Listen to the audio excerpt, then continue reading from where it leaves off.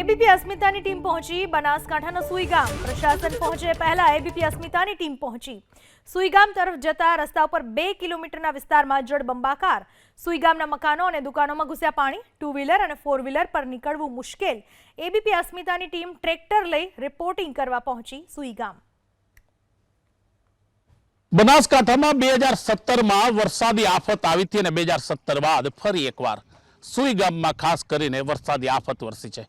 20 inch વરસાદે સુઈગામને તો જળબંબાકાર કર્યું છે, પણ સુઈગામ જવાના તમામ રસ્તાઓ આજે 36 કલાક બાદ પણ બંધ છે। ઉચસણ અને જોરાવરગઢથી જતો એકમાત્ર રસ્તો જે છે તે આખો પાણીમાં ગરકાવ છે।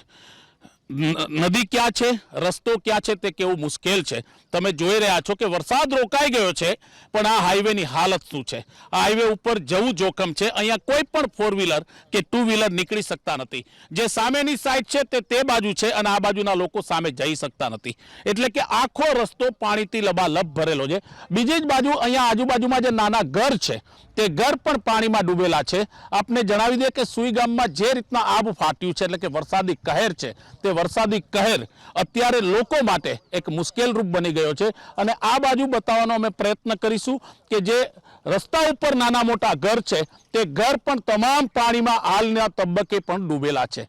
લોકોને ખાવા પીવાની ચીજ વસ્તુઓની મુશ્કેલી પડી રહી છે। લોકો પાસે મેડિકલ ટ્રીટમેન્ટ કોઈની ચાલતી હોય તો તેની દવા નથી। એનું કારણ છે કે લોકો બહાર નીકળી નથી શકતા અને જે બહાર છે તે અંદર જઈ નથી શકતા। હાલત એવી છે કે ખાસ કરીને તમામ રસ્તાઓ બંધ છે। આ એકમાત્ર એવો રસ્તો છે કે જે 14 કિલોમીટર સુઈગામ પહેલા બંધ થઈ ગયો છે। અહીંથી જવું હોય તો ટ્રેક્ટરનો જ સહારો લેવો પડે।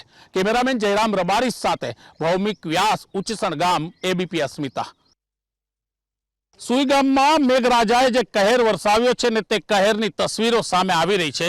લોકો 36 કલાક બાદ પણ કઈ રીતના વરસાદી પાણીમાં, એટલે કે રસ્તા ઉપરથી પોતાના જીવના જોખમે બહાર આવી રહ્યા છે। આ વરસાદી પાણીમાં બહાર આવવા માટે સ્વાભાવિક છે કે લોકો જોખમ ખેડી રહ્યા છે।